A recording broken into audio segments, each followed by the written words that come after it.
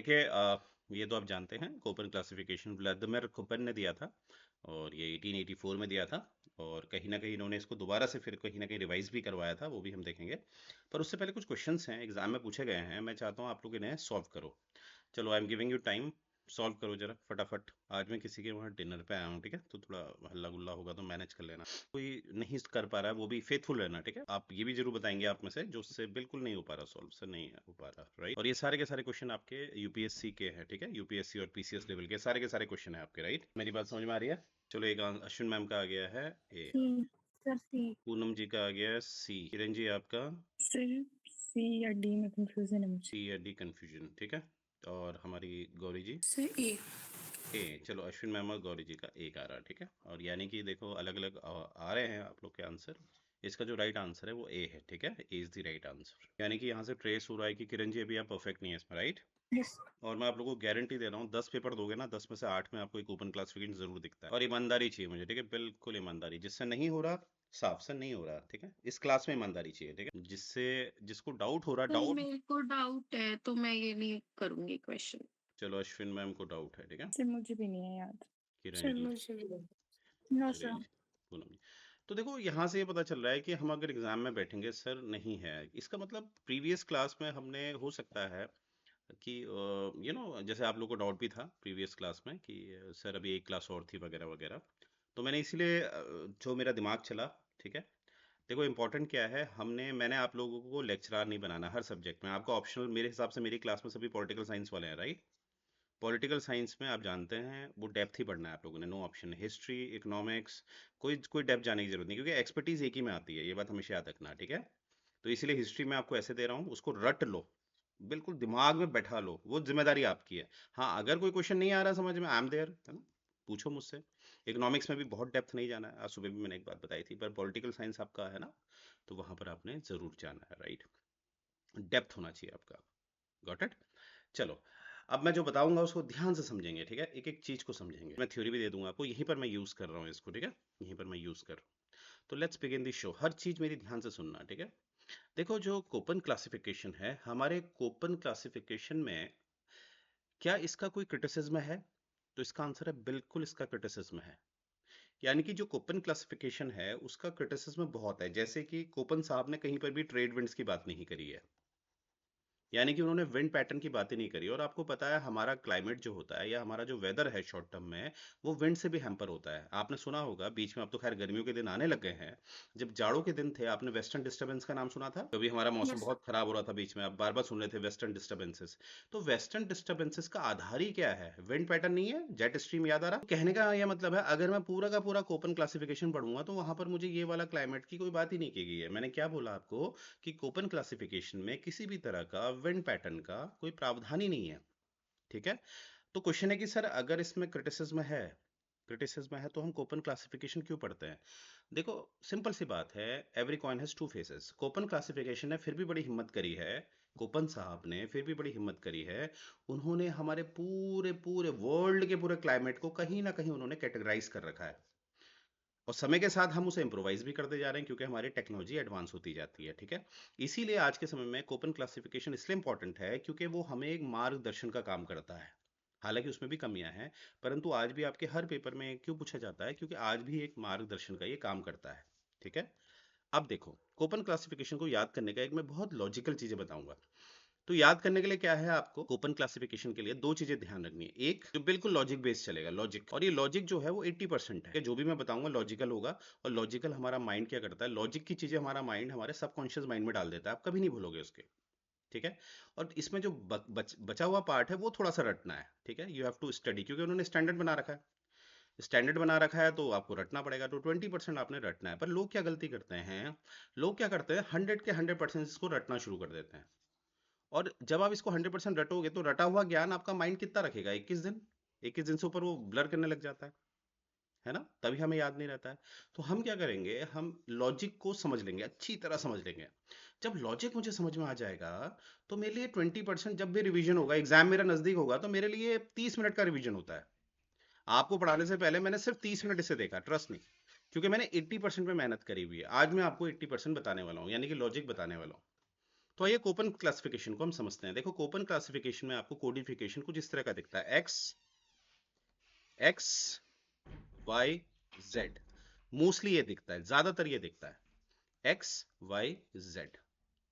X जो है ये ज्यादातर कैपिटल लेटर से इस्तेमाल किया जाता है, ये होता है ए बी। बड़ा वाला है जो पहला है आपका, ये डिपेंड करता है A B C D E H. अब आप कहोगे सर ये क्या बात हो रही है, A B C D E F G H होना चाहिए, ठीक है। तो पहले तो ये समझना है यहाँ पर जो कोपन क्लासिफिकेशन दिया गया है, इन्होंने जो कैटेगराइज किया है वो अल्फाबेटिकली नहीं किया है, अल्फाबेटिकली नहीं किया है, यानी कि ये जो है ये कोइंसिडेंट है बस। ए से लेकर ई तक ये अल्फाबेटिकली एक को इंसिडेंट है। आप मेरी बात समझ गए, ये अल्फाबेटिकली नहीं है। अगर ये ई से ई तक दिख रहा है तो ये कोइंसिडेंट है। अब क्वेश्चन है कि जो एफ कहाँ गया सर। एस एक्चुअली जो एफ होता है ना, वो जो एफ होता है वो जर्मन लैंग्वेज में मॉइस्ट के लिए इस्तेमाल किया जाता है। मॉइस्ट मतलब मॉइस्चर के लिए इस्तेमाल किया जाता है, ठीक है। एफ करके एक वर्ड आता है, वो वर्ड मुझे अच्छी तरह याद नहीं है अभी, फिस करके है या फिस करके कुछ वर्ड होता है, बस इतना याद रखना। एफ जो वर्ड है, ठीक है, अल्फाबेट से शुरू होता है वो वर्ड एफ से, वो दर्शाता है मॉइस्ट को, ठीक है। तो इसीलिए उन्होंने क्या करा, उन्होंने जो ये फॉइस्ट या फिश करके कोई वर्ड होता है, मैं भूल रहा हूँ उसको, वो दर्शाता है मॉइस्ट को, इसीलिए उन्होंने एफ को कहाँ रिप्रेजेंट कर रखा है, मॉइस्ट में, यानी कि उन्होंने एफ का इस्तेमाल कर रखा है एफ का इस्तेमाल। पर एच तो था ही नहीं तब जब उन्होंने पहली बार इसको स्टडी किया था और पहली बार उन्होंने क्लासिफिकेशन दिया था, तो उन्होंने A B C D E F का इस्तेमाल किया था, पर एफ सब पार्ट था, मेन पार्ट था A B C D E, F इसका एक सब पार्ट था, बाद में आएगा एफ, अभी दिखेगा आपको, यानी कि एफ तक उन्होंने इस्तेमाल किया था पर मेन में नहीं किया था। उनका जो मेन क्लासिफिकेशन था वो ए बी सी डी ई तक ही था। आई रिपीट, उनका जो मेन क्लासिफिकेशन था वो ए बी सी डी ई तक ही था। और एफ जो डिनोट करता है वो जर्मन लैंग्वेज में मॉइस्ट को डिफाइन करता है। क्या मेरी बात समझ में आ गई। तो मैंने आपको क्या बताया, उनका जो मेन क्लासिफिकेशन था वो था ए बी सी डी, ठीक है। जैसे उनका जो कोडिंग है ज्यादातर एक्स वाई जी इस तरह से ना, तो ये बाहर वाला सबसे पहले वाला ए बी सी डी ई करके है, एफ का इस्तेमाल उन्होंने सब हेडिंग में किया, ठीक है। फिर सीधे अब क्वेश्चन है, उनका पहले का क्लासिफिकेशन मेन क्लासिफिकेशन सिर्फ 5 तक ही सीमित था। फिर आगे चल के जब उन्होंने अपनी थ्योरी दी तो लोगों ने क्रिटिसाइज किया, तो उन्होंने इसे इम्प्रोवाइज किया। फिर आगे चल के उन्होंने क्या जोड़ा, एच। क्या जोड़ा, एच। अब क्वेश्चन मैंने अभी बताया आपको, आपके मन में प्रश्न आ सकता है सर ई एफ के बाद जी आना चाहिए, चलो एफ भी उन्होंने इस्तेमाल किया है, हमें बात समझ में आ गई, तो एफ के बाद तो जी आना चाहिए। तो स्टार्टिंग में मैंने बोला था यहाँ पर अल्फाबेटिकली का कोई फंडा नहीं है, ए से लेकर ई तक ये कोइंसिडेंट हुआ है। उन्होंने एच इसलिए इस्तेमाल किया है क्योंकि वो फिर हाईलैंड जो होते हैं, जो हाईलैंड होते हैं उसके लिए उन्होंने एच का इस्तेमाल किया है। हाईलैंड की शुरुआत कहाँ से होती है, हाईलैंड मतलब जो माउंटेनियस क्लाइमेट होता है, आपको पता है ना, हमारा माउंटेन भी क्या करता है, एल्टीट्यूड वाइज काम करता है। और आपको पता है जितना एल्टीट्यूड बढ़ता है, जितनी ऊंचाई बढ़ती है, उतना तापमान ठंडा होता है। तो ऑब्वियसली उसमें क्लाइमेट में डिफरेंस आएगा नहीं आएगा, बताइए हाँ या ना। क्या हो गया पूरा हमारा, A B C D E F है हमारा पर वो अंदर है, जी नहीं इस्तेमाल किया गया है, और एच जो है वो बाद में जोड़ा गया है। क्या मेरी बात समझ में आई। और एच को जोड़ते समय याद रखना कि हमारे जो कोपेन साहब हैं वो अकेले नहीं थे, इनके साथ एडोल्फ भी थे। अब ये एडोल्फ हिटलर नहीं है, ये एडोल्फ कोई और है। तो एच में ये लोग दो लोग साथ थे, बाकी ए से लेकर ई तक और इवन एफ तक वहां पर सिर्फ कौन आएंगे आपके, कोपन साहब। और बाद में जो एच जोड़ा गया है उसमें हमारे कोपन के साथ कौन आते हैं, एडोल्फ आते हैं। क्या मेरी बात समझ में आ गई सबको। चलो अब देखो ये भी समझ में आ गया ना, एक बार मुझे बताइए गौरी जी किरण जी सबको समझ में आ गया। चलो क्लियर है सर। अब जो अब जो मेजर क्लाइमेट ग्रुप है जिसमें मैंने कहा था पहला letter A B C D E F G, F तो है नहीं, सीधे A B C D E H तक है, ये इसका स्टैंडर्ड है कैपिटल लेटर। ये हमेशा कैसे इस्तेमाल होंगे, कैपिटल। तो आप समझ गए होंगे ए बी सी डी ई के बाद क्या लिखूं जल्दी बताओ, एच। एच। ये हमेशा किस लेटर में होंगे, कैपिटल, ठीक है। और देखो ध्यान से देखना, ये भी समझ गए आप लोग। और इनको जो कंसीडर किया गया है वो बिल्कुल एक आपके ये इक्वेटर होता है, 0 डिग्री इक्वेटर होता है, इसके ऊपर आपका कैंसर होता है और इसके नीचे आपका कैप्रिकॉर्न होता है, ठीक है। और ऊपर आपका, आप जानते ही हैं आपका एक क्या होता है, पोलर एरिया होता है, ठंडा होता है। तो ये जो ए बी सी डी है ये ऐसी जाता है, A B C D E, starting में तो ई तक ही था, तो कैसे जा रहा है वो देखो। यानी कि जब मैं ए से ई की तरफ जाऊंगा तो मुझे कपड़े गर्म चाहिए या ठंडे चाहिए बताओ, ठंडे। ठंडी। हाँ, ठंडे चाहिए, गरम कपड़े चाहिए? गरम चाहिए भाई, टेम्परेचर ठंडा नहीं होगा। अरे सॉरी सर, गर्म कपड़े चाहिए। वाह बेटा वाह। तो क्या कहा मैंने, ध्यान से सुनो। जब मैं ए से ई की तरफ जाऊंगा तो मुझे कपड़े कैसे चाहिए बताइए, ठंडे या गरम? गर्म। गरम बिल्कुल, चाहिए। बिल्कुल, लिखते भी रहना। ये चीज रिकॉर्डिंग कभी कभी फेल होती है, आपको पता है। सर, सर जो आपने ये कैप्रिकॉर्न लिखा है, आपने ए स्टार्ट करा है इक्वेटर से। हाँ हाँ हाँ हाँ। ए मैंने जी शुरू सर। किया है ट्रॉपिकल एरिया से, मतलब ये इसको ऐसे मत कर देना सी इधर आ रहा तो बिल्कुल ऐसे सी यहाँ पर आता है, ऐसा मत करना।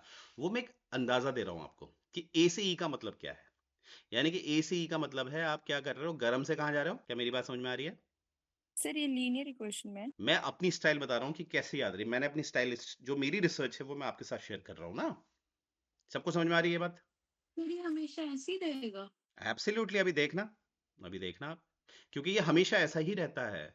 क्योंकि आपको पता है ना, हमारी ठंड दो ही कारणों से बढ़ती है, एक लैटिट्यूड और एक एल्टीट्यूड, हाँ या ना? अब मुझे बताओ, लैटिट्यूड और एल्टीट्यूड से नहीं होती ठंड बढ़ती है। यस। यहाँ पर एल्टीट्यूड नहीं है, यहाँ पर सिर्फ क्या है, लैटिट्यूड। तो ये तो हमेशा ऐसे ही रहता है, तो अभी तो उन्होंने कोडिफिकेशन कर रखी है कॉपन ने। क्या मेरी बात समझ में आई सभी लोगों को? हाँ। यस। अब पर एक बात समझने वाली बात है, ये भी आपने इस तरफ से देखा ना। अब मैं दूसरी चीज आपको बता रहा हूँ, जैसे मैंने कहा एक्स वाई जी, उनका एक्स होता था, वो मेन इसको ना क्लाइमेट ग्रुप करते थे, ये तो मेजर ग्रुप हो गया, मेजर ग्रुप हो गया, ठीक है। और जो वाई डिनोट करता है, ये ज्यादातर डिनोट करता है प्रेसिपिटेशन को। प्रेसिपिटेशन यानी कि यहाँ पर बारिश की बात है, ठीक है, मॉइस्चर की बात है। और जेड जो डिनोट करता है, ये टेम्परेचर को डिनोट करता है। ज्यादा किसको डिनोट करता है? टेम्परेचर को। और आप अच्छी तरह जानते हैं टेम्परेचर प्रेसिपिटेशन का आपस में संबंध होता है ना? क्या संबंध होता है? टेम्परेचर, प्रेसिपिटेशन और ये जो सामने वाला है, जो मेन उन्होंने लिखा है, उसका संबंध है आपस में। कैसे संबंध है मुझे बताओ। अगर मैं इक्वेटर की बात करता हूं, तो इक्वेटर का एक पर्टिकुलर रीजन है, तो वो ए हो गया बड़ा, ठीक है। और अभी मैं एक्स वाई रखूंगा इनको। अब मुझे बताओ, यहां पर अगर मैं इसको प्रेसिपिटेशन लिख रहा हूं, तो प्रेसिपिटेशन हमेशा ज्यादा होगा, है ना? ज्यादा होगा नहीं होगा, मैक्सिमम होगा। क्योंकि वाई, अगर यहां पर हम एक एवरेज टेम्परेचर निकालेंगे तो हमेशा ज्यादा होता है। एवरेज टेम्परेचर हमेशा ज्यादा होता है, क्योंकि आप अच्छी तरह जानते हैं, जब टेम्परेचर ज्यादा होता है तो हवाएं ऊपर उठती है। हवाएं ऊपर उठती हैं तो लो प्रेशर बनता है। क्योंकि टेम्परेचर ज्यादा होगा तो प्रेशर कैसा बनेगा? लो। क्योंकि हवाएं ऊपर उठ जाती हैं। और अगर आसपास अगर आपके ओशन बेड हैं, ओशंस हैं, बड़ी बड़ी वाटर बॉडीज हैं, तो मुझे बताइए, इन हवाओं में मॉइस्चर होगा नहीं होगा? होगा। तो बारिश होगी नहीं होगी? जितना ऊपर जाएंगे उतनी ठंड होगी, तो कंडेंसेशन होगा, तो बारिश होगी नहीं होगी? क्या मेरी बात समझ में आ रही है आपको, सभी लोग को? सर ये आपने जो इक्वेटर वाला ऊपर एक्स वाई ए एक्स वाई बताया, इसको बता दो एक बार। फिर बता रहा हूँ। ए एक्स वाई को देखो, संबंध क्या है, ये तो मेन चीज होगी। जैसे इसको उन्होंने रखा है एरिया वाइज, जैसे ट्रॉपिकल रखा है। ये क्या हो गया आपका? ट्रॉपिकल। अब एक्स को मैंने कहा था, ये है प्रेसिपिटेशन, प्रेसिपिटेशन। और वाई है आपका टेम्परेचर। अब मुझे बताओ, इन तीनों का आपस में संबंध नहीं बनता है? ट्रॉपिकल में हमेशा क्या होता है, एवरेज टेम्परेचर क्या होता है? सर ए कहाँ से आया यहाँ पे? हमने तो एक्स वाई जेड की क्वेश्चन नहीं थी पहले। एक्स को ही तो, एक्स वाई जी तो कॉमन हो गया ना, वो तो मैं समझाने के लिए कह रहा था। तो एक्स में क्या आ गया? ए। ये कोड है ट्रॉपिकल के लिए, अभी मैं बताऊंगा। Okay sir. ठीक है। चलो आप एक काम करो, इसको एक्स वाई जी ले लेते हैं, एक्स कैपिटल, वाई है, ठीक है। तो एक्स हो गया आपका ट्रॉपिकल, समझ रहे हैं मेरी बात? वाई क्या डिनोट करता है? प्रेसिपिटेशन।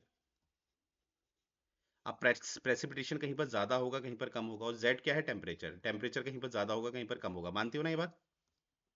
Yes sir. तो अगर एक्स अगर ट्रॉपिकल है, तो आपको नहीं लगता वहां पर प्रेसिपिटेशन जो होता है, बारिश होती है, वो हमेशा होती है, साल भर होती है? मानती हो? Yes sir. क्यों होती है? क्योंकि वहां पर एवरेज टेम्परेचर हमेशा ज्यादा होता है। और बारिश क्यों होती है? क्योंकि वहां पर सारे बड़े बड़े ओशन रखे हुए हैं।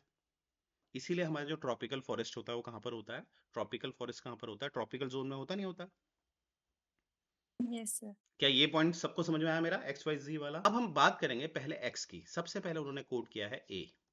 ए का मतलब है ट्रॉपिकल। अब आगे क्या लिखूं बताओ, मॉइस्ट लिखूं या ड्राई लिखूं? मॉइस्ट। ऑब्वियसली वो मॉइस्ट होगा। तो ट्रॉपिकल मॉइस्ट होगा वो। और इसका एवरेज टेम्परेचर हमेशा क्या होता है? ज्यादा होता है। तो एवरेज टेम्परेचर अगर आप देखोगे हमारे ट्रॉपिकल का, ट्रॉपिकल एरिया क्या होता है? Area between Tropic of Cancer and Tropic of Capricorn. तो एवरेज टेम्परेचर यहाँ पर हमेशा ज़्यादा होता है 18 डिग्री सेल्सियस, यानी कि यहाँ पर कभी भी विंटर नहीं होता है, नो विंटर। मानते हो ये बात? कभी आपने देखा है कि बेंगलुरु में या तमिलनाडु में विंटर्स हो रखा है? ट्रॉपिकल एरिया में विंटर्स नहीं होते हैं। तो ये चीज समझ में आई आपको? ए क्या है? ट्रॉपिकल के आगे ड्राई नहीं लिखेंगे आप, मॉइस्ट लिखेंगे। यहाँ पर तो बारिश हमेशा होती है। और एवरेज टेम्परेचर क्या रहता है यहाँ पर? ग्रेटर देन 18 डिग्री सेल्सियस, और यहाँ पर विंटर नहीं होते हैं। क्या मेरी बात से सहमत हैं आप लोग? तो ए समझ में आ गया। ए क्या है आपका? Tropical moist. क्या मैं समझा पाया? ठीक है, लॉजिक है, देखो बिल्कुल लॉजिक है। किरण जी समझ में आया? Gauri ji, Poonam ji? Yes sir. Yes sir. वैसे बी क्या है उनका? बी है आपका, बी को वो थोड़ा सा ड्राई कह देते हैं। ड्राई क्यों कह देते हैं यहाँ पर? क्योंकि यहाँ पर इवेपोरेशन इवापोरेशन ज्यादा होता है प्रेसिपिटेशन से। प्रेसिपिटेशन से इवेपोरेशन ज्यादा होता है प्रेसिपिटेशन से, और यहाँ पर ज्यादातर एरिया एरिड बन जाता है। एरिड तो आप जानते हैं ना, थोड़ा सा डेजर्ट टाइप का एरिया। क्योंकि देखो आप मेरी बात ध्यान से समझना, जैसे ये ट्रॉपिकल रीजन है, ठीक है, इसको ट्रॉपिकल जोन मान लो। ट्रॉपिकल जोन में हर जगह एक सा एल्टीट्यूड तो नहीं होगा ना। कहीं पर ज्यादा एल्टीट्यूड होता है, कहीं पर ज्यादा एल्टीट्यूड होता है, कहीं पर कम एल्टीट्यूड होता है। जहां पर ज्यादा एल्टीट्यूड होता है और कहाँ जहां पर कम एल्टीट्यूड होता है, एल्टीट्यूड की वजह से उनका क्लाइमेट डिफरेंस नहीं होगा? बताओ, होगा ना? मेरी बात समझ रहे हैं? और जहां पर एल्टीट्यूड ज्यादा होता है, वहां पर कंडीशन क्या बन जाती है? वहां पर ज्यादा इवेपोरेशन होता है और प्रेसिपिटेशन वहां पर कम होता है। क्या मेरी बात समझ में आ रही है? जब हम ट्रॉपिकल जोन की बात करते हैं, अगर समझ में नहीं आया तो एक सिंपल सी बात याद रखना कि सेम ट्रॉपिकल एरिया में ये तो होगा कि एल्टीट्यूड डिफरेंस होगा, नहीं होगा? बताओ, एल्टीट्यूड डिफरेंस होगा, यस सर। है ना? कैंसर और कैप्रिकॉर्न के बीच में एल्टीट्यूड डिफरेंस तो होगा ही, ऐसा तो नहीं है एल्टीट्यूड सबका बराबर होगा। तो जब एल्टीट्यूड डिफरेंस होता है तो उसकी वजह से क्या होता है कि क्लाइमेट में डिफरेंस होता है। तो उस क्लाइमेट के डिफरेंस को उन्होंने बी में रखा है, यानी कि लैटिट्यूड वही रहेगा, ट्रॉपिकल वाला एरिया ही रहेगा, पर वहां पर इन्होंने बी में एल्टीट्यूड को कंसीडर किया। एल्टीट्यूड मतलब ऊंचाई। ऊंचाई कम ज्यादा से बहुत फर्क पड़ता है क्लाइमेट में। तो सिंपल सी बात याद रखना, बी क्या है आपका? बी में वो ज्यादा कंसीडर किसको करते हैं? एल्टीट्यूड को। और वहां पर वो सिंपल सी बात कहता है, यहाँ पर इवेपोरेशन ज्यादा होता है प्रेसिपिटेशन के मुकाबले। यानी कि यहाँ पर धूप इतनी भयंकर पड़ती है कि जितनी भी बारिश हो जाए वो सारी वाष्प बन जाती है। तो एरिया ड्राई सा हो जाता है। नीचे जो जमीन है वो कैसी होती है? मॉइस्ट होती है, ड्राई होती है? ड्राई। एब्सोल्युटली। जैसे मैं आपको ऐसे समझाता हूँ, इंडिया को देखो। इंडिया को जब आप देखोगे तो ये है आपका वेस्टर्न घाट।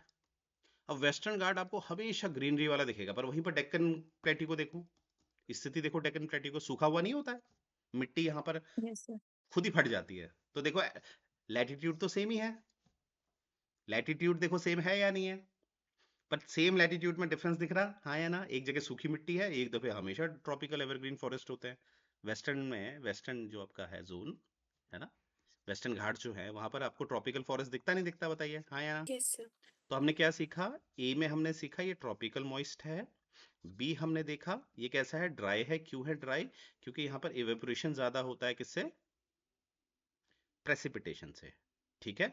अब सी जो है, सी और डी, सी और डी में सिमिलरिटी ये है, याद रखना, सी और डी में सिमिलरिटी ये है, ये दोनों आपका मिड लैटिट्यूड है। अब आप मुझे बताइए, जो भी चीज मिड होती है, आपको नहीं लगता वो आपका ट्रांजिशनल जोन ज्यादा होती है? जैसे जैसे अगर आपने टेम्परेट वाइज पढ़ा है तो आपने पढ़ा हुआ है, ये आपका टॉरिड जोन होता नहीं होता? ये आपका टेम्परेट जोन होता है और ये आपका फ्रिजिड जोन होता है। पढ़ा है ना ये चीजें? जो टेम्परेट जोन होता है वो एक असल में ट्रांजिशनल जोन होता है, जिसमें ऊपर वाले पार्ट में आपको फ्रिजिड के कुछ सिम्टम्स दिखेंगे और नीचे वाले पार्ट में आपको टॉरिड के कोई सिम्टम दिखेंगे, राइट? तो जब सी और डी होता है, सी और डी बेसिकली एक ट्रांजिशनल जोन होती है। क्योंकि जो, अब सीधा हम ई में चले जाएंगे। ई क्या होता है आपका? ये पोलर होता है।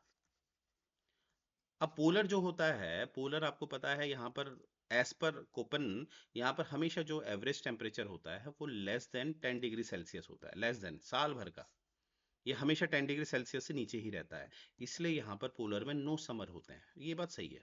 क्या पोलर में कभी समर हो सकते हैं? बताइए बताइए, पोलर यस। में समर्स आएंगे? नो। No sir. है ना? अब देखो कितना ही आसान है, देखो समझने वाली बात है। क्योंकि अभी मैंने ये छोड़ रखा है बीच वाला जो ट्रांजिशनल जोन है, मैंने सीधे ऊपर की बात कर रखी। और मैंने सीधे नीचे की बात करी। ऊपर तो मेन हो गया, ट्रॉपिकल हो गया, ये थोड़ा लैटिट्यूड वाइज है ना, सॉरी एल्टीट्यूड वाइज ये थोड़ा सा ड्राई हो जाता है।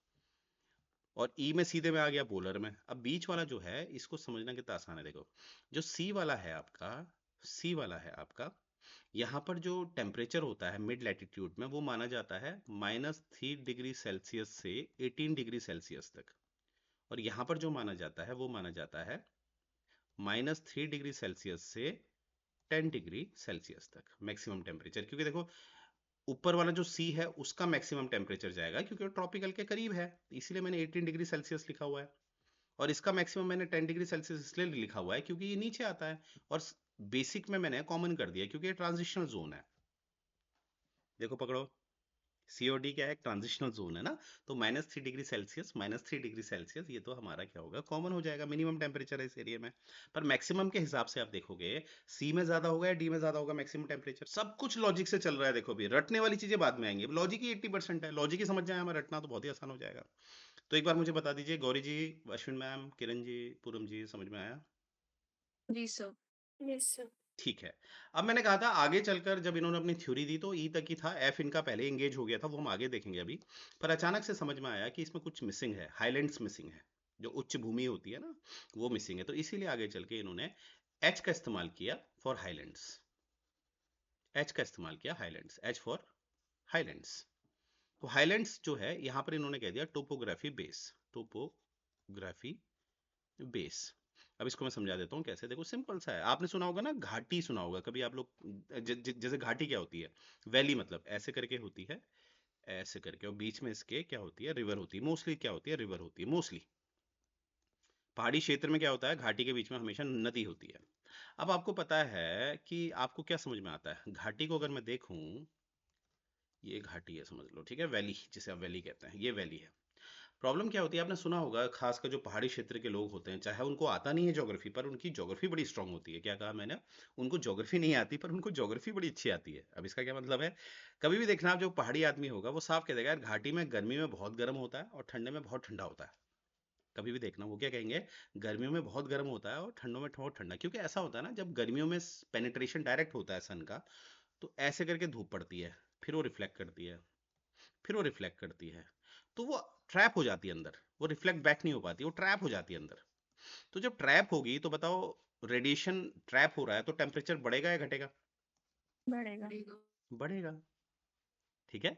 तो ये रीजन हो जाता है घाटियों में। अब ठंडों में क्या होता है, ठंडों में है ही नहीं ना। अब ठंडियों में क्या होता है, देखो ठंडियों में ये घाटी है, ठीक है।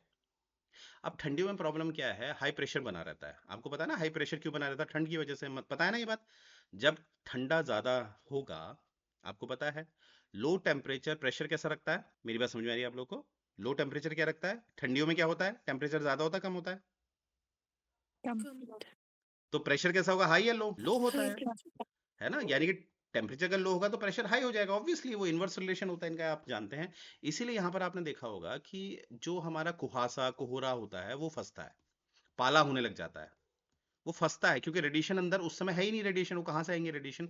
तो कोई भी चीज होती है वो एक्सेस हो जाती है घाटियों में। एक सिंपल तरीके से याद रखना, कोई भी चीज होगी वो एक्सेस हो जाती है। अगर यहाँ हाई प्रेशर है तो एक्सेस हो जाएगा, लो प्रेशर है तो एक्सेस हो जाता है। इसीलिए हमारे कहते हैं घाटियों में ठंडों में बहुत ठंडा हो जाता है और गर्मियों में बहुत गर्म।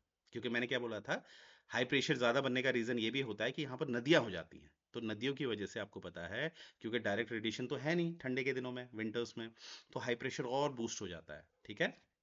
बस इतना याद रखना कि घाटियों में क्या होता है, कोई भी चीज होती है वो एक्सेस हो जाती है। क्या मेरी बात समझ में आ रही?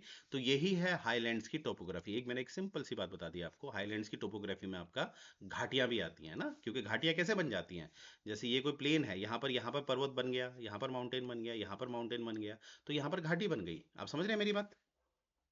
यस। और घाटी बनने का एक और तरीका होता है वैली, कि एक बहुत बड़ा माउंटेन है ना, इस तरह से माउंटेन था, बीच में नदी ने इसको काट काट कर बीच में नदी आई, काट काट कर इसको घाटी का शेप दे दिया। मानते हो ये बात? घाटी बनने के बहुत तरीके होते हैं। तो सिंपल सी बात ये याद रखना, जो एच है हाईलैंड्स, जो है एच मतलब हाईलैंड्स, उसके लिए उन्होंने क्या रखा है, टोपोग्राफी बेस्ड। वो देखना पड़ेगा टोपोग्राफी क्या है, टोपोग्राफी क्या है, उसके बेस पे ये हाईलैंड्स पे भी एक क्लाइमेट होता है। तो हमने क्या सीखा, जो मेजर आपके क्लाइमेट ग्रुप्स हैं वो ए से लेकर कितने हो चुके हैं, H, और H का मतलब होता है ABCDFGH H8, पर 8 नहीं है। कितने हैं टोटल? केस में क्या नहीं है? F नहीं है और G नहीं है। तो G क्यों लेना? मैंने कहा था अल्फाबेटिकली ऑर्डर नहीं है ये। और F का इस्तेमाल जो मैंने बताया था जर्मन लैंग्वेज में किसके लिए इस्तेमाल किया जाता है? मॉइस्चर के लिए। तो मुझे बता दीजिए ABCDEH समझ में आ गया आप लोगों को? अब आ गया X, हमें समझ में आ गया। तो X जो पहला वाला X था ये कहां से कहां तक है? A से लेकर H तक। A से लेकर H तक सबको समझ में आ गया। अब हम बाद वाला Y देखते हैं जो ज्यादातर स्मॉल लेटर से इस्तेमाल किया जाता है। तो दूसरा वाला हम किस लिए इस्तेमाल करते हैं? प्रेसिपिटेशन। तो प्रेसिपिटेशन के लिए small f, small m, small w और स्मॉल s लिखा आप लोगों ने, या नहीं भी लिखा है तो कोई बात नहीं, मैं आपको नोट्स दे दूंगा, चलेगा। ये चीज याद रखना, FMWS का इस्तेमाल किया जाता है। F क्या है आपका? मैंने अभी बताया था F वर्ड किस लिए इस्तेमाल होता है जर्मन में? मॉइस्ट के लिए। तो यहां पर इसको या तो मॉइस्ट बोल सकते हो या इसको ये भी बोल सकते हैं नो ड्राई सीजन, ये भी बोल सकते हो। एक ही बात तो है। देखो मॉइस्ट बोलूं या नो ड्राई सीजन बोलूं, एक ही बात तो है, बताइए हाँ या ना? Yes yes sir. और M सर या ये सब हाँ, लेटर्स जो है सर ये स्मॉल होंगे? सारे स्मॉल होंगे, ये स्टैंडर्ड है। क्या मैं समझा पाया किरण जी? Yes sir. अब जो M है, M जो स्मॉल है वो उठा हुआ है मॉनसून के लिए। आसान है याद करना। देखो तो यहां पर क्या होता है, यहां पर शॉर्ट ड्राई सीजन होता है, शॉर्ट ड्राई सीजन। यहां पर ड्राई सीजन होता है पर शॉर्ट होता है, ऊपर वाले में नहीं होता है, नीचे वाले में M में थोड़ा होता है। और W में देखो यहां पर क्या होता है, विंटर ड्राई होता है। कितना आसान है याद करना। विंटर कैसा होता है यहाँ? ड्राई। ठीक है, विंटर कैसे होते हैं? ड्राई। ज्यादातर यहाँ सवानाज होते हैं, आपने सुना होगा सवानाज, सुना है? ग्रासलैंड्स होती हैं। France Africa. एब्सोल्युटली। और जो S होता है ये समर ड्राई होता है। समर यहाँ कैसा होता है? ड्राई। और ज्यादातर ये किस एरिया में दिखता है आपको? मेडिटेरियन सी के आसपास दिखता है। ठीक है, कुछ चीजें रटनी पड़ती हैं। ठीक है, जैसे मैंने बताया आपको, ये आप रट लेना, सवाना यहाँ पाए जाते हैं, मेडिटेरियन में ये दिखाई देता है। और देखो कितना आसान है। एफ मतलब मैंने बताया था जर्मन में एफ का मतलब क्या होता है, कुछ वर्ड होता है एफ में, भूल रहा हूँ उसको, पर उसका मतलब मॉइस्चर होता है।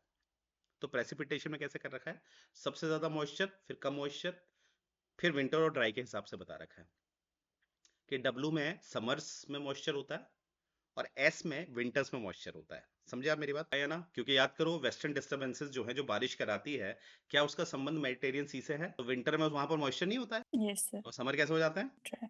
ड्राई। मैंने एक बात कही है ना हमेशा, मैं भगवान पे भरोसा नहीं करता था, पर जब मैंने ज्योग्राफी पढ़ी तब मुझे समझ में आया कुछ तो है जिसने बैलेंस करा हुआ है। Yes sir.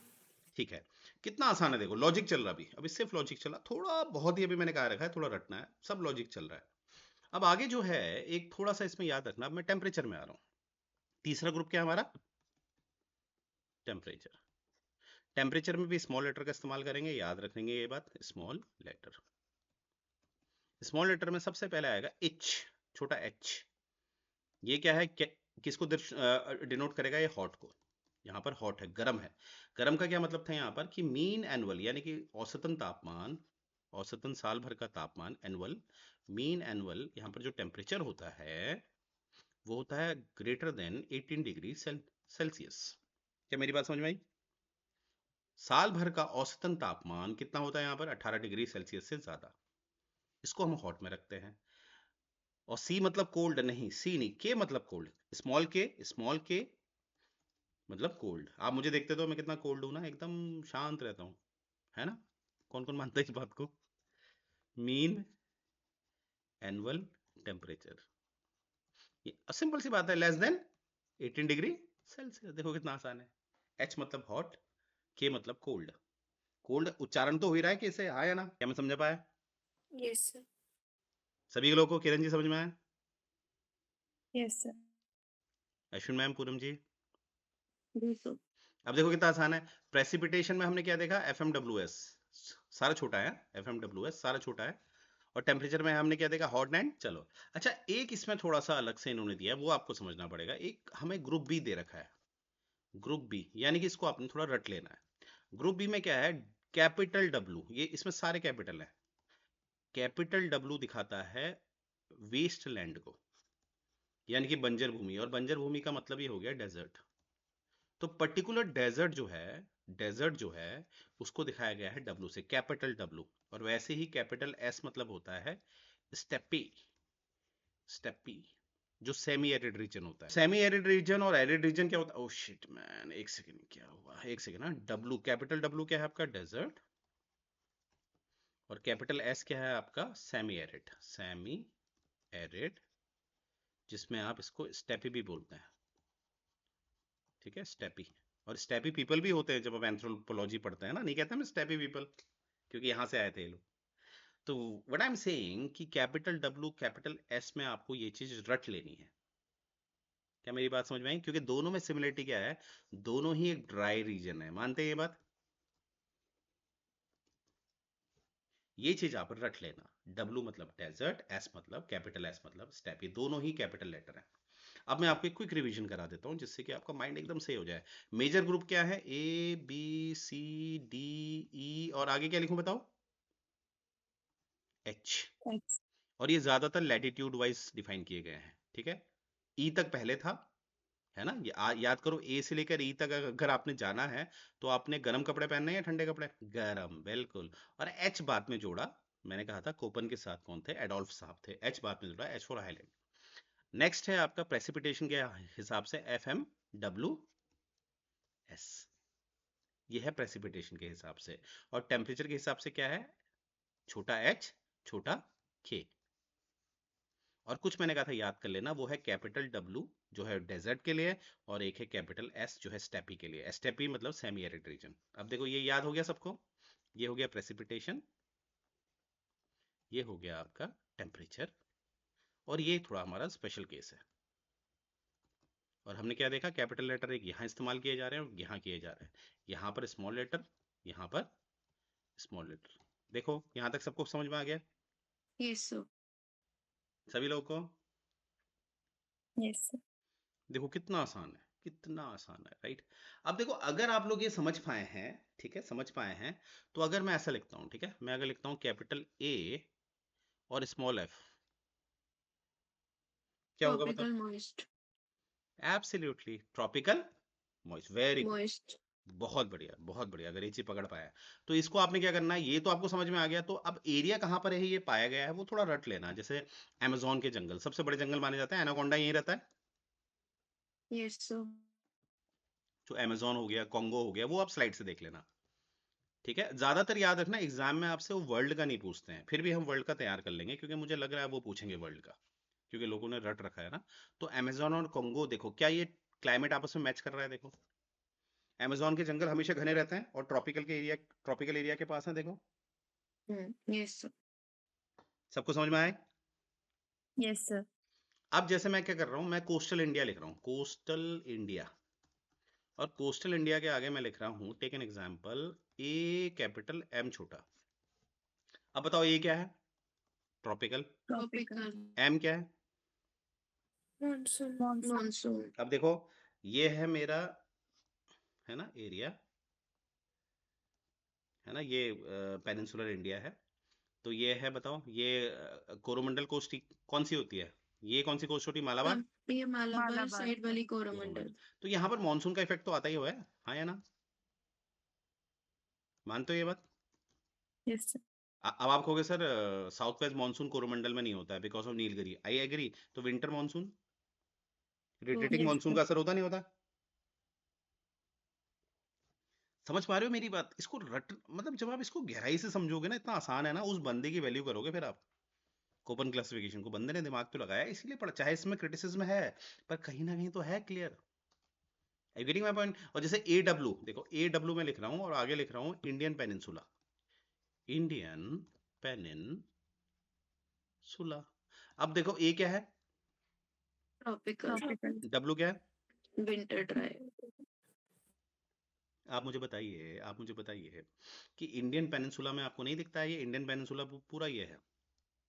विंटर यहाँ पर ड्राई हो जाते हैं ज्यादा इस वाले एरिया में, अगर आप ध्यान से देखेंगे। और क्या ये ट्रॉपिकल एरिया में आता है?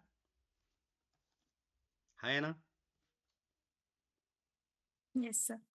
धीरे धीरे प्रैक्टिस हो जाएगी, डोंट वरी। अभी आप अगर आप चीजों को समझ गए फिर तो प्रैक्टिस तो करनी है, चीजों को समझना है आपने नोट्स देख के, ठीक है। अब चलो मैं एक चीज लिखता हूँ, जैसे मैं ऐसा लिखता हूँ, बी कैपिटल लिख रहा हूँ, डब्ल्यू कैपिटल लिख रहा हूँ, एच छोटा लिख रहा हूँ, और उसके आगे लिख रहा हूँ थार डेजर्ट। अब देखो सही है गलत है? बी क्या होता है बताओ? ट्रॉपिकल। हाँ हाँ, ट्रॉपिकल के पास की कैसा एरिया होता है जहां पर एल्टीट्यूड मैटर करते हैं, ठीक है। डब्लू क्या होता है आपका? वेस्टलैंड डेजर्ट हो गया। डब्लू क्या था, कैपिटल डब्लू क्या था बताओ? वेस्टलैंड। वेस्टलैंड। ठीक है, और एच क्या है बताओ? हॉट। हॉट हॉट था। अब देखो, ये अगर दो भी आपको मैच कर जा रहा है, बताओ ये थार डेजर्ट होगा नहीं होगा? Yes sir. चलो एक काम करते हैं, लद्दाख को ढूंढते हैं। लद्दाख भी डेजर्ट है पर वो कोल्ड डेजर्ट है, तो इसके आगे मैं लिखता हूँ बी डब्लू छोटा के, बी डब्लू के। बी क्या है आपका? ट्रॉपिकल। ट्रॉपिकल के आसपास रहता है ये थोड़ा। और डब्लू क्या है? Winter dry. अच्छा एक चीज समझ लेना कि आपके मन में आएगा कि बी जो है सर ये तो ट्रॉपिकल में आता ही नहीं है, ए बी था ना। पर मैंने कहा था, ध्यान से सुनना मेरी बात, ए मतलब ट्रॉपिकल, बी जो है बी का ये मतलब नहीं है कि ट्रॉपिकल के अंदर आएगा, ठीक है। बी जो है इसका ये मतलब नहीं है ट्रॉपिकल के अंदर आएगा। देखो यहां पर आप समझो, इसको मैं ऐसे समझाता हूँ, रुको। यहाँ पर क्या है, मेन कंडीशन उन्होंने क्या बता रखी है, उन्होंने कहा है कि यहाँ पर क्या होता है, ये कंडीशन ऐसी है जहां पर इवेपोरेशन ज्यादा होता है, किससे? प्रेसिपिटेशन। यानी कि यहाँ पर एरिया कैसा बन जाता है, एरिड। मतलब ये जो बी वाला कंडीशन है इसको ट्रॉपिकल में ही मत रख देना। हाँ, इसकी कंडीशन क्या है मैंने उस समय बताई थी, यहाँ पर इवेपोरेशन ज्यादा होता है कंपैरेटिवली प्रेसिपिटेशन। हाइट की वजह से भी होता है या किसी और एरिया में भी ये जा सकता है। तो यहाँ पर याद रखना बी मतलब होता है जहां पर इवेपोरेशन ज्यादा होता है, किससे? प्रेसिपिटेशन से। इवेपोरेशन ज्यादा होता है किससे? प्रेसिपिटेशन से। यानी कि यहाँ का टेम्परेचर क्या रहता होगा, ज्यादा या कम बताओ? इवेपोरेशन ज्यादा हो रहा है प्रेसिपिटेशन से, इवेपोरेशन ज्यादा हो रहा है प्रेसिपिटेशन से, टेम्परेचर ज्यादा सर होगा? ज्यादा होगा। ज्यादा होगा, हाँ। ठीक है।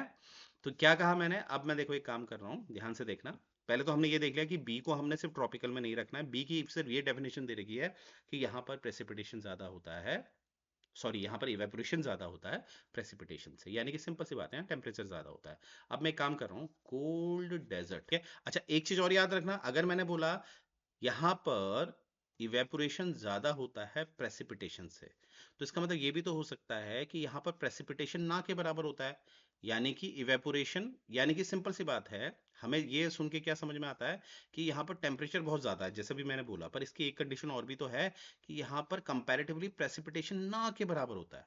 क्या होता है? प्रेसिपिटेशन ना के बराबर होता ही नहीं है प्रेसिपिटेशन।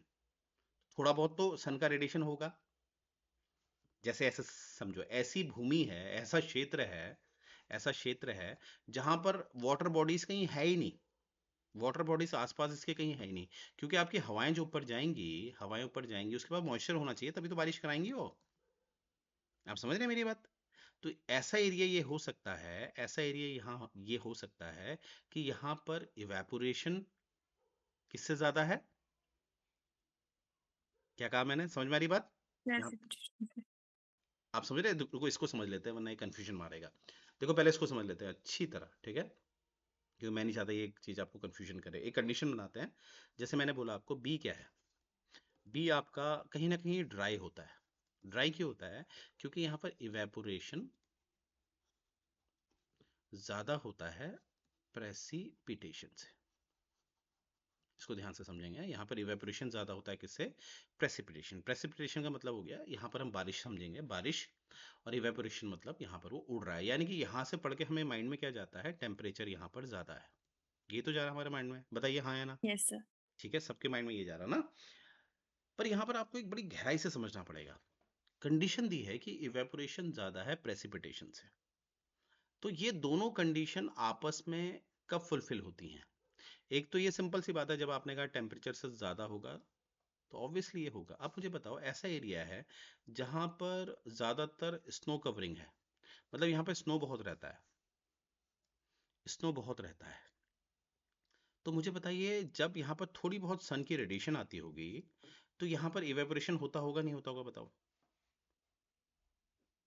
यस सर, क्योंकि स्नो का तो वाटर बनी हुई है। ऑब्वियसली इसका कहीं ना कहीं इवेपोरेशन होता होगा, क्योंकि स्नो तो मेल्ट होगा, थोड़ा बहुत तो मेल्ट होगा, मानते हैं, थोड़ा यस बहुत तो सर। मेल्ट होगा। पर इतना मेल्ट नहीं हो पाता है कि ये क्या बना पाए, क्योंकि क्लाउड बनने के लिए, यानी कि क्लाउड को बरसने के लिए, सॉरी, क्लाउड को बरसने के लिए मैक्सिमम कैपेसिटी चाहिए होती है ना। क्लाउड क्लाउड तब तक नहीं बरसेगा जब तक उसको लोड नहीं मिलता है, ठीक है। तो मैंने क्या बोला, यहाँ पर टेम्परेचर उतना नहीं मिलता है, बहुत कम टेम्परेचर मिलता है, पर इसमें स्नो की कवरिंग होती है। स्नो की कवरिंग होगी तो थोड़ा बहुत भी टेम्परेचर मिलेगा तो ऑब्वियसली प्रेसिपिटेशन होगा, सॉरी इवेपोरेशन होगा। मानते हो ये बात, हाँ या ना? थोड़ा बहुत इवेपोरेशन होगा, पर इतना इवेपोरेशन नहीं होता यहाँ कि यहाँ क्या हो जाए, बारिश। क्योंकि आपको ये तो पता है ना, क्लाउड कब बरसता है, जब क्लाउड काला रंग का होता है। अभी वो आ रहा है आपके टाइप्स ऑफ क्लाउड, जब मैं पढ़ाऊंगा तब आपको दिखेगा अलग अलग क्लाउड्स होते हैं। वही क्लाउड्स बरसता है जो काला होता है, इसीलिए तो हम एक कहते हैं ना, जो गरजता है वो बरसता नहीं। बचपन नहीं है। क्योंकि क्लाउड वो बरसता है जिसके पास बहुत ज्यादा पानी हो जाता है। क्या मेरी बात समझ में आई आप लोगों को, हाँ या ना? क्या समझा आपने? ऐसा एरिया देखो जहां पर स्नो कवरिंग है, और ऐसा उसमें देखो कि हल्का फुल्का वहां पर सनरेज आ रही है, ठीक है। जैसे जम्मू एंड कश्मीर कभी आप घूमने जाइए, जम्मू एंड कश्मीर में गर्मियों के समय पे आप जाओगे तो वहाँ धूप आती है, ऐसा नहीं है कि धूप नहीं आती है। और ऑब्वियसली वहां पर चारों तरफ स्नो कवरिंग होती है, तो वहां पर वो कहीं ना कहीं तो एवेपोरेशन होगा, पर इतना नहीं होता है कि वहां पर बारिश हो जाए। बारिश हो भी रही है तो कंपैरेटिवली वो एवेपोरेशन की कमी होती है। क्या मेरी बात समझ में आई, हाँ या ना? क्योंकि सबसे टेक्निकल पार्ट यही बनता है। क्या मेरी बात समझ में आई, हाँ या ना? Yes. ठीक है, गौरी जी पकड़ पाई? Yes, sir. ठीक है, चलो। अब देखो मैं क्या कह रहा हूँ आप लोगों को, अगर ये चीज समझ में आई आप लोगों को, तो मैं लिख रहा हूँ बी, कैपिटल डब्ल्यू और स्मॉल के स्मॉल है, हाँ, इसलिए अंडरलाइन कर रहा हूँ।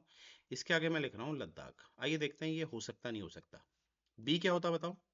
Dry. चलो, क्योंकि यहाँ पर क्या होता है, इवेपोरेशन ज्यादा होता है कंपैरेटिवली, प्रेसिपिटेशन। तो ड्राई होता है। कैपिटल डब्ल्यू क्या है बताओ, कैपिटल, Desert. और के क्या है बताओ? Cold. तो देखो, ड्राई डेजर्ट कोल्ड है लद्दाख। Yes sir. क्या इसको मैं थार लिख सकता हूँ? और यहीं पर मैं थार का बना रहा हूँ। थार का देखो मैंने लिखा है कैपिटल बी, कैपिटल डब्ल्यू और एक छोटा सा एच लगा दिया, और इसको मैंने थार कर दिया। अब देखो दोनों जस्टिफाइड है। Yes sir. अगर आप लोग जो जो ये चीज समझ पा रहा है, समझ लो वो बिल्कुल सही डायरेक्शन में चला गया। क्या सेटिस्फाई हो रहा है? तो ज्यादातर स्टूडेंट क्या करते हैं, वो कोड को रटने लग जाते हैं। आप समझ ही नहीं रहे, इतने कोड नहीं रट पाए, क्योंकि आपस में बड़ा कॉम्बिनेशन बनाते हैं। आपने पढ़ा है ना, परम्यूटेशन एंड कॉम्बिनेशन पढ़ा है ना, ये टॉपिक आप लोगों ने मैथ्स में। क्यों, अगर हम रट के जाएंगे ना तो रट के चीजें बड़ी कॉम्प्लिकेटेड हो जाती है, एग्जाम में वो कहीं से भी घुमा दे। अगर मेरे बेसिक कॉन्सेप्ट क्लियर है तो मैच द फॉलोइंग में मैं बता दूंगा, हाँ ये सही है, गलत है। तो एक बार मुझे बता दीजिए आप लोगों को समझ में आया नहीं आया? Yes, sir. ठीक है। अब जैसे ये चीजें थी आपको समझने की, अब जैसे मैंने कहा था कुछ चीजें रटने की हैं, ठीक है। जैसे कोड है आपका capital C, small F, small A. क्या लगता है आपको कैपिटल सी क्या है? मिड लैटिट्यूड की बात करता है ये, हाँ या ना? Yes, sir. तो अब मिड लैटिट्यूड भी कैसा रहेगा बताओ ये, यहाँ पर? Moist. नहीं नहीं, टेम्परेचर वाइज बताओ कैसा रहेगा ये? -3 to 18 degrees. ये रहेगा ना, -3 डिग्री सेल्सियस से लेकर कितना? 18 degrees. ठीक है। अब क्वेश्चन है सर एफ क्या है, अब एफ बताओ क्या है? Moist. अब ए क्या है, ए क्या हमने पढ़ा था? नहीं, नो। ए नहीं पढ़ा है।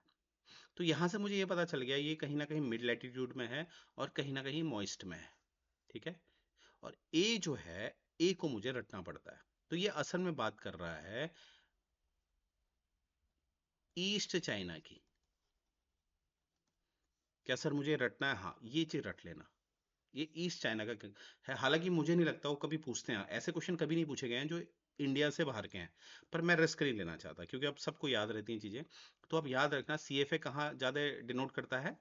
East China. और ईस्ट चाइना को जब आप देखोगे तो आप सी से समझ जाओगे, चाइना आपको मिड लैटिट्यूड में दिखेगा।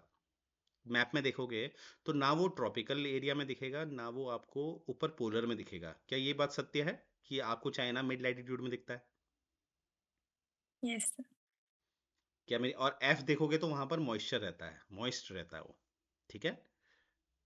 राइट। और ए है आपका ईस्ट चाइना। वैसे ही आपका होता है सी, ठीक है, ये चीजें थोड़ी याद करनी है आपने। सी, मेरे नोट्स में है। हाँ हाँ नोट्स में है, बिल्कुल चिंता मत करो। कैपिटल लेटर सी, छोटा एस और छोटा बी। अब बताओ सी क्या है? मिड वही है, लैटिन। वही वही पढ़ा हमने, ठीक है। और एस पढ़ा है क्या आपने? Summer. F M W S पढ़ा था ना, बिल्कुल एफ एम डब्ल्यू एस। यहाँ पर समर क्या होते हैं? ड्राई। ठीक है, बी। अब बी के लिए आपने याद रखना है, ये वाला जो बात की जा रही है ये की जा रही है आपके जैसे कैलिफोर्निया की। कैलिफोर्निया में आपको इस तरह का टेम्परेचर दिखता है, ठीक है। कैसा दिखता है? सी आप समझ गए, सी आप जानते हैं, एस आप जानते हैं, तो ये है कैलिफोर्निया। वैसे ही आपका सी डब्ल्यू बी होता है। तो ये ज्यादातर आप देखोगे ये इंडिया में नहीं आते हैं, ये या तो यूरोप के हैं, इस तरह से, राइट। क्या मेरी बात समझ में आ रही है आप लोग को, हाँ या ना? यस। अब हम मेन बात करेंगे ग्रुप डी और ई की। याद करो, डी और ई के मतलब है आप और ऊपर आप कहाँ की तरफ चले गए हैं? पोलर की तरफ चले गए, हाँ या ना? मेन ग्रुप है यस ये, ठीक है।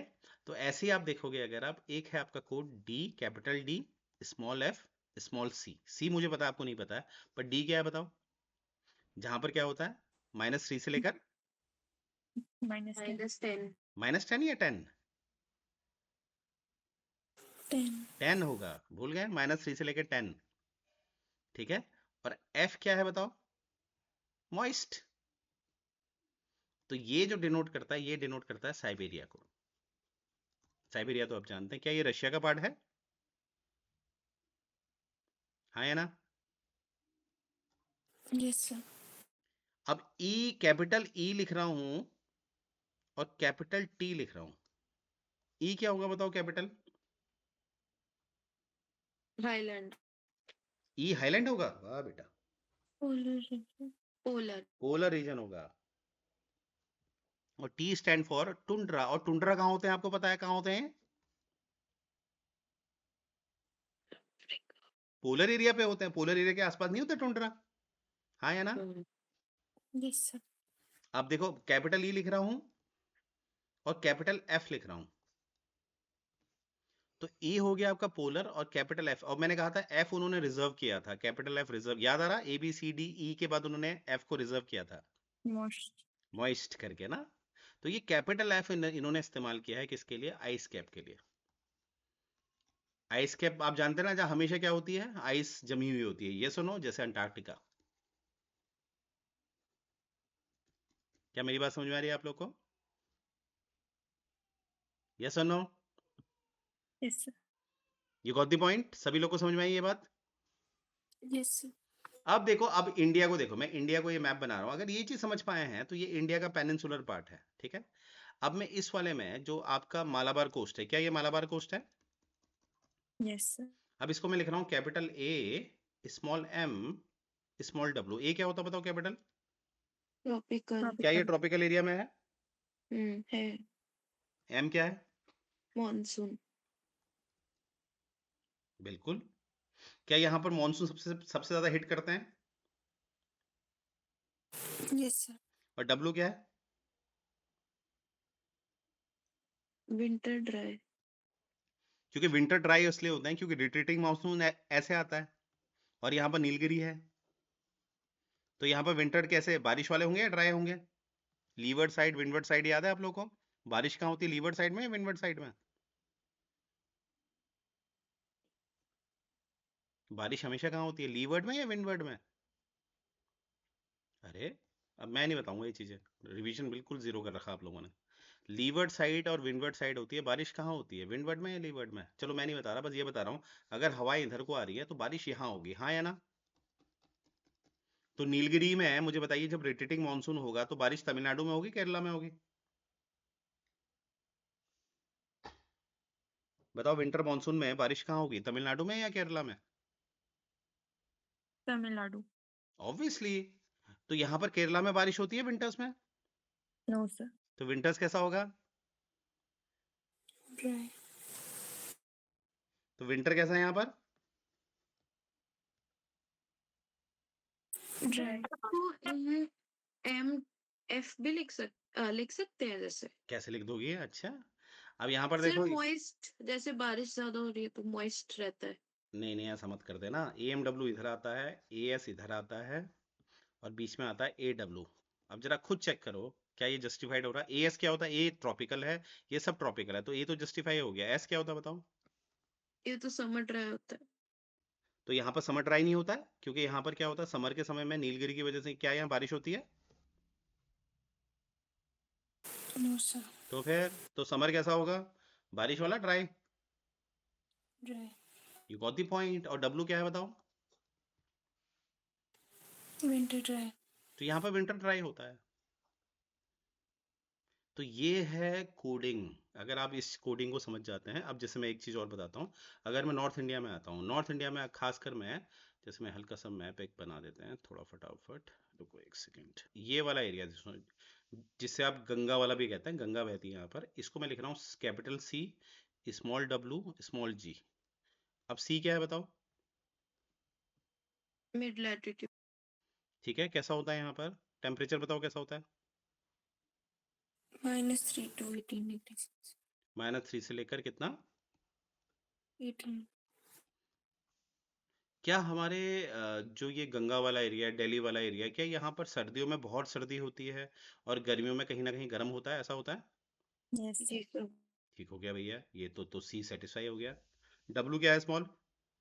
Winter dry. क्या यहाँ पर विंटर ड्राई होते हैं?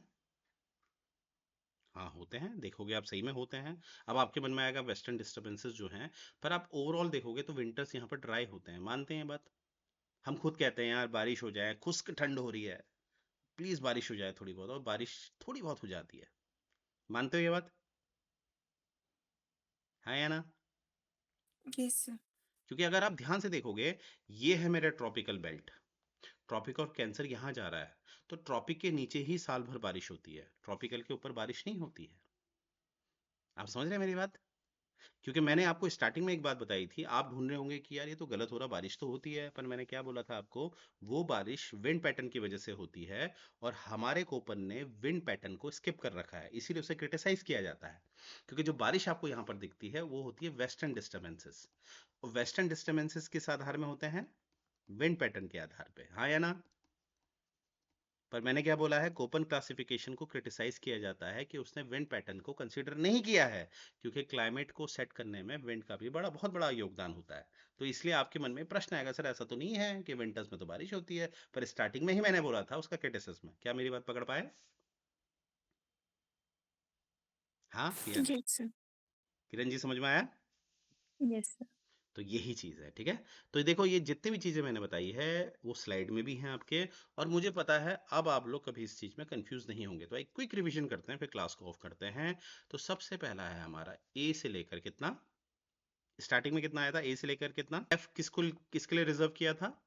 मॉइस्ट। पर बाद में उन्होंने एडोल्फ के साथ मिलकर क्या दिया नया? एच। यानी कि कूपन क्लासिफिकेशन दो बार आया, स्टार्टिंग में ई तक ही आया, ठीक है, फिर एच तक गया। और मैंने ये भी कहा ए से ई तक बस एक कोइंसिडेंट था कि ये अल्फाबेटिकली ऑर्डर दिखा, पर ये अल्फाबेटिकली ऑर्डर नहीं था, ठीक है, इसलिए कंफ्यूज मत होना। वरना हमारे मन में आना चाहिए कि चलो भाई जो एफ है वो तो मॉइस के लिए है, तो जी तो आना चाहिए, तो अल्फाबेटिकली नहीं था वो, एच मतलब हाईलैंड, ठीक है। फिर मैंने आपको बताया जैसे एक्स है, वाई है, जी है, तो एक्स है आपका मेन जो आपको एबीसीडी दिखता है, वाई है प्रेसिपिटेशन, और जेड क्या है? टेम्परेचर। टेम्परेचर। और ये भी याद रखना, वो हमने पढ़ लिया है, ठीक है।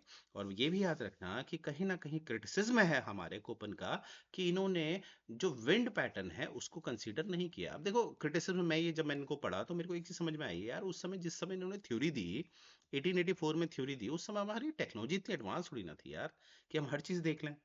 तो वो उस समय पर भी उन्होंने इस तरह की बातें बताई हैं, वो बहुत बड़ी बात है, और बिलीव में आज भी ये सटीक हैं। बेसिक लेवल पे ये आज भी कहीं ना कहीं करेक्ट हैं, मानो ना मानो, क्योंकि आप खुद ही उसको मैच कर दे रहे थे, आप खुद ही मैच कर रहे थे। ये सुनो, मानते हो ये बात?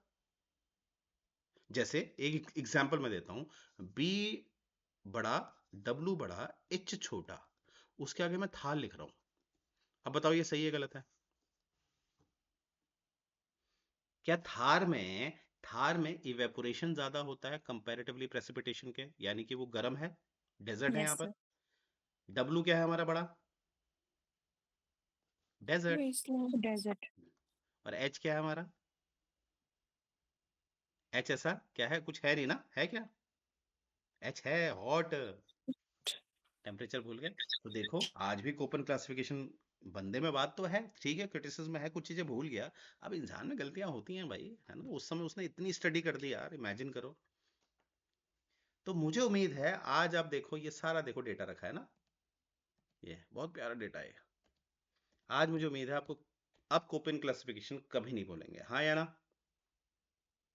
और आप क्या करेंगे जब रटेंगे ना चीजों को, ये जब जब आपके सामने नोट्स आएंगे, तो प्लीज इन नोट्स को एक बार वेरीफाई जरूर करना, हाँ यार, ठीक है? क्या मेरी बात समझ में आई सबको, हाँ या ना? Yes sir. और पहले आप ये पढ़ेंगे, फिर इन क्वेश्चंस को सॉल्व करेंगे। ये जो क्वेश्चंस हैं ऊपर इसी स्लाइड में क्वेश्चंस, तो मैं चाहता हूँ इनको सॉल्व करिए। तो एक बार इंडिविजुअली मुझे बता दीजिए, यशविन मैम समझ में आया? Yes sir. Gauri ji? Yes sir. Kiran ji? Yes sir. Poonam ji हैं लाइन पे? No sir. ठीक है, कोई बात नहीं, बाकी लोग भी हैं, वो रिकॉर्डिंग देख लेंगे। अब मुझे उम्मीद है, तभी मैंने कहा था ना, हिस्ट्री आप खुद कर लोगे, ट्रस्ट मी। ये चीजें एक बार आपको मेरा साथ चाहिए ही। अब आया नहीं मजा, ये सुनो। और मैं गारंटी दे रहा हूँ, आप हरियाणा में जब बैठोगे ना, एक क्वेश्चन इससे पक्का आने वाला है, ज्योग्राफी का। एक क्वेश्चन आप छोड़ के मत आना। अब इसमें कम से कम 5-6 बार रिवीजन करना, और रिवीजन का मतलब रटना नहीं है, लॉजिकली सोचना। ठीक है? कल मोस्ट प्रॉब्ली आप लोगों की क्लासेस शायद नहीं होंगी, क्योंकि मेरा कल असाइनमेंट है ना? और मेरा सेमिनार है, तो मैं कल क्लास नहीं ले पाऊंगा। पर इसका ये मतलब नहीं है कि मैं आपको मेडिवल हिस्ट्री नहीं भेजूंगा।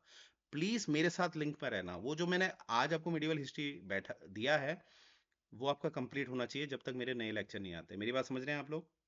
हाँ, जो जो डाउट है वो आप मुझसे पूछ लेना। अब मुझे पता है किरण जी का कोई डाउट है, और अश्विन मैम का कोई डाउट है। मैं अभी आप लोग को ना थोड़ी देर में फोन करता हूँ, ठीक है? Got it? सर हाँ जी, हाँ जी, गौरी जी। सर मिड डे मील अभी हम